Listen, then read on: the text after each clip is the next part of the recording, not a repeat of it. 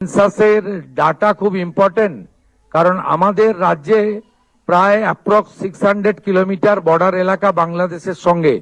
সেখানে ফেন্সিং না থাকার জন্য এবং আর্লিয়ার স্টেট গভর্নমেন্ট বিএসএফ কে ল্যান্ড না দেওয়ার ফলে আমাদের রাজ্যে অনেকটা ডেমোগ্রাফি চেঞ্জ হয়ে গেছে।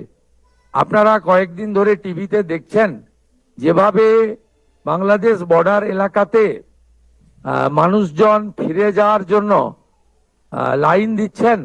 দে আর নট ইন্ডিয়ান, এবং এদের নামকে যে যে তথ্য বা ডকুমেন্ট লাগবে সেগুলো ওরা দিতে পারবে না। তাই সেন্সাস খুব ইম্পর্টেন্ট আমাদের রাজ্যের জন্য, কারণ এই রাজ্যে ডেমোগ্রাফি অনেকটা চেঞ্জ হয়ে গেছে। আপনারা নিশ্চয়ই মুখ্যমন্ত্রীর কথা শুনলেন, এবং বেশ কিছুদিন ধরে আমরাও বিভিন্ন সংবাদ মাধ্যমে দেখছি যে কিভাবে অবৈধ বাংলাদেশিরা তারা তাড়াহুড়ো করছে তাদের দেশে ফিরে যাবার জন্য।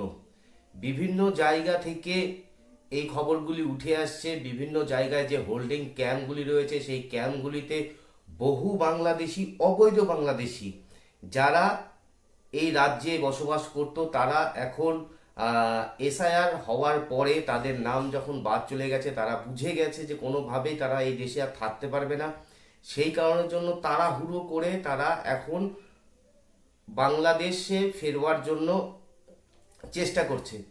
এবং এই মুহূর্তে বাংলাতে 3D প্রকল্প চলছে, মানে 3D বলতে 3টে ডি: ডিটেক্ট, ডিলিট এবং ডিপোর্ট। এর মাধ্যম দিয়ে বাংলাদেশ বর্ডার ফোর্স অর্থাৎ বিজিবিকে 255 জন বাংলাদেশিদের হাতে তুলে দিল বিএসএফ। একটি ফ্ল্যাগ মিটিংয়ের মাধ্যমে বিজিবি এবং বিএসএফ এর মধ্যে আলোচনা হয়, এবং তার ফলে 255 জন বাংলাদেশিদেরকে বাংলাদেশ বর্ডার সিকিউরিটি ফোর্সের হাতে তুলে দেওয়া কমপ্লিট হয়ে গেছে বিএসএফ এর পক্ষ থেকে।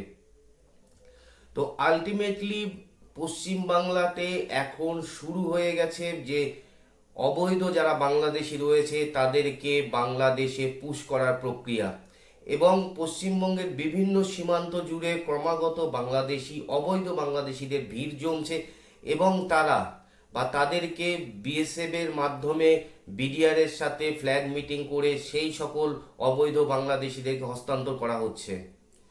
ভারত সরকারের পক্ষ থেকে পরিষ্কার জানানো হয়েছিল যে ভারতবর্ষের সুরক্ষাকে নিয়ে ভারত সরকার জিরো টলারেন্স নীতি ব্যবহার করবে, মানে এইখানে ভারতের সুরক্ষা নিয়ে কোনো কথা হবে না। সেই কারণের জন্যই ভারতবর্ষ থেকে যারা অবৈধ বাংলাদেশে রয়েছে তারা নিজে থেকেই তাদের দেশে ফিরে যাওয়ার জন্য প্রস্তুত। এবং এর সাথেও এখন ভারতবর্ষে তো অবশ্যই বিশেষ করে পশ্চিমবাংলাতে ডিজিটাল সেন্সাস শুরু হয়ে গেছে, যেটা আপনার মুখ্যমন্ত্রী প্রথম তার বক্তব্যতেই বলেছিলেন। ডিজিটাল সেন্সাস শুরু হয়ে গেছে, এবং এই সেন্সাসটা অত্যন্ত জরুরি আমাদের পুরো দেশের জন্য, কারণ আমাদের দেশে সঠিক নাগরিক কতজন আছে, কে কে আমাদের দেশে রয়েছে, কিভাবে রয়েছে, সম্পূর্ণ কিছু জানা দরকার।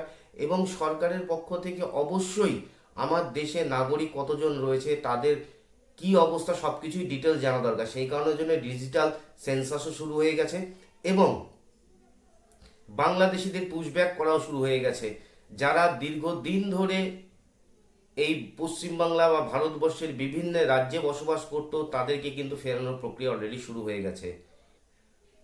পশ্চিমবাংলায় সীমান্ত উন্মুক্ত থাকবার ফলে এই বাংলাদেশিদের পক্ষে সহজ হয়ে গেছিল যেভাবে ভারতবর্ষের পশ্চিমবাংলা সহ বিভিন্ন রাজ্যে প্রবেশ করা এবং অবৈধভাবে বসবাস করা। তাদের এই বসবাসের দিন আপাতত শেষ। তারা খুব ভালো করে বুঝে গিয়েছে যে ভারতবর্ষ তাদের জন্য এখন সেভ না। তাদেরকে অনেককেই জিজ্ঞাসা করলে তারা হয়তো বলছে যে আমরা কাজের সন্ধানে পশ্চিমবঙ্গে বা ভারতবর্ষের বিভিন্ন রাজ্যেই এসেছিলাম, কাজ করেছি, ভালো কাজ পেয়েছি, সেই কারণের জন্যই আমরা এখানে রয়ে গেছি।